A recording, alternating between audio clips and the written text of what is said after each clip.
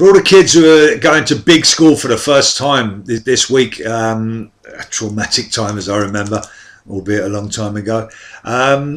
This is two stories, his story and her story. We'll start with his story. The first day at school, and he felt like a fool in his uniform, blazer and tie.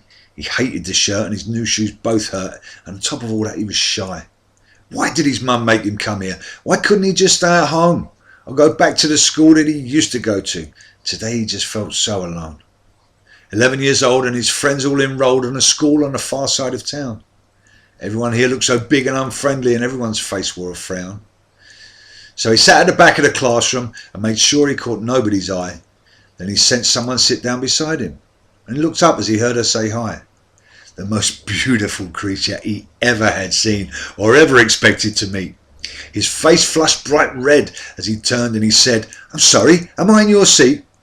She laughed and said, "No, I'm just saying hello. Your uniform looks really smart." The first day at school and now he felt cool. She'd stolen his young schoolboy heart. It was love at first sight, and later that night as he sat with a smile on his face, he silently thanked both his mum and his dad for making him go to that place. This is part 2. This is her story. She wished that she didn't have freckles and didn't have red curly hair. They're making her go to a new school today and she wouldn't know anyone there. She was leaving behind all her playthings and her mum left her at the school gate.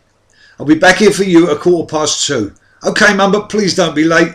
The girls in the school seemed older and the boys were all larking about.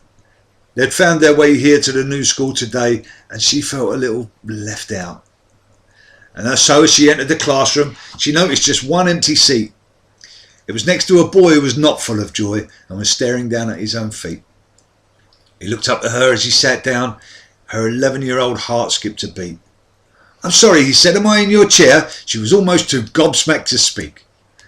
"Can I call you Freckles in future?" he asked. "I think that's a really cute look." She went home that night with a look of delight and his name written inside her book. It's not so bad, kids.